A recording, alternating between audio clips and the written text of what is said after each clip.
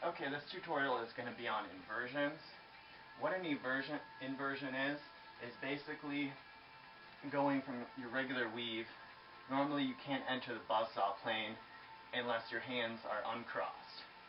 Whereas when they come across, the hands become crossed first before you cross over in a 3-beat weave every time. So normally you can't really enter this buzzsaw unless you cut it down to like a 2-beat weave, like this. So, what an inversion does is, instead of crossing over to the other side, you cross over into that buzzsaw. But it's not quite like a regular buzzsaw. Instead of doing your buzzsaw like this, with your hands separated by a small distance, you're doing the buzzsaw with your hands like this. You're inverted. So you're still spinning in the same direction.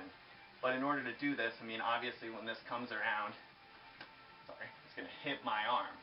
So in order to keep this going, you have to rotate your arms with the poi. I'm doing extreme, obviously, just to show. So instead of your regular buzzsaw, you're doing an inverted buzzsaw. And it's kind of hard to keep that going because you have to have really good planes, really good timing, and have your arm motion exactly mirror the speed of the poi. So that's going to be something you want to strive for eventually, but just at the beginning here, you want to be able to get one rotation of it. So you're doing your weave, you do an inversion, and then you come out of it. And you can come into this from either side. Right now I'm going forward, right to left. But from the other side, it's the same thing. So, to work on this, before you learn this, obviously you're going to want to know your 3-beat weaves. I would say it'd be a great thing to know how to do like an isolated buzzsaw, because that's going to have that same kind of like you're cranking bicycle pedals with your hand. And that's the same motion you're going to have in the inversion. Pretty much identical. And obviously you want to know how to do a buzzsaw. So basically, to get into this, you're weaving along, you turn to the side. Just going to do a lockout to kind of show you. And this front hand, it's my right hand, normally would go back over here to the back, but it's not. I'm going to hold this arm out and hold it so it's right in front of me with my elbow bent at 90 degrees. It's right there in front of me. So I want to go, this is me crossing over, but I want to go into this buzzsaw plane. So the string is going to hit this wrist. That's what you want it to do. So from here, and this is all kind of going to happen really quick when you're doing the move, you want to hold your arms so they're crossed over, kind of parallel to each other but crossed over. So instead of this one following over to the other side, it's going to also hit the other wrist. So you've got both of these touching your wrist. From here, if you just hold that hand position, it's going to wrap around your hands and get stuck. What you want it to do is just barely touch it. When you feel it touch, you move your hands with the poi, and you go from having your left hand in front all the way over to it being in front again. That's a full rotation in your inversion, and from there you can turn to the other side and come out of it. So what this looks like is you're spinning your weave, and then you hit both your wrists. So, whoops, it's really hard to do this when I'm not doing the inversion. So, just practice hitting the wrists.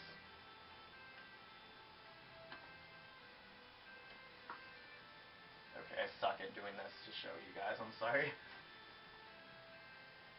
Hit the wrist, change positions, and then come out of it. And like I said, you want the string to just touch the wrist, and then you move with it for that full rotation, and then turn and come out. So, make contact, turn, out. Contact, turn, out. So, and it's the same thing from the other direction. You're going to have to kind of hold your elbows out so you give yourself maximum room in this buzzsaw plane, and hold them out away from you so you're not hitting your face. Maybe shorten your strings a little bit if that helps. but you want to have the longest strings you can handle while doing this and not hitting your face, because the shorter your strings are, the faster your timing has to be with your arms, and the more perfect it has to be, and that's just going to be a lot less conducive for learning this. So once you get the concept, practice it in forward in both directions, coming into your inversion, and then practice your reverse ones. It's the same thing. Instead of coming over to the other side, you put that forearm out and you hit the wrist. So it's the same exact concept. It's just kind of a smooth thing. You have to have the timing, and your plane's pretty decent to get it to come out right. Botched that one. So eventually this gives you the opportunity to always go into a buzzsaw plane from any weave, cross position. Oops. You can throw that in while you're turning.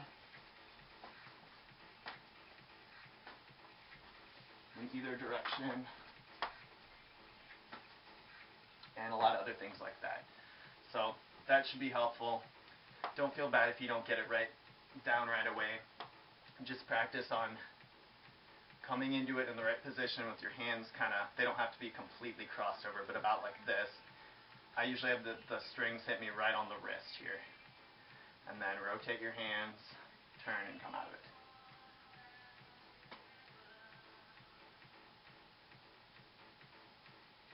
Looks like that from straight on. So that should give you something to work on.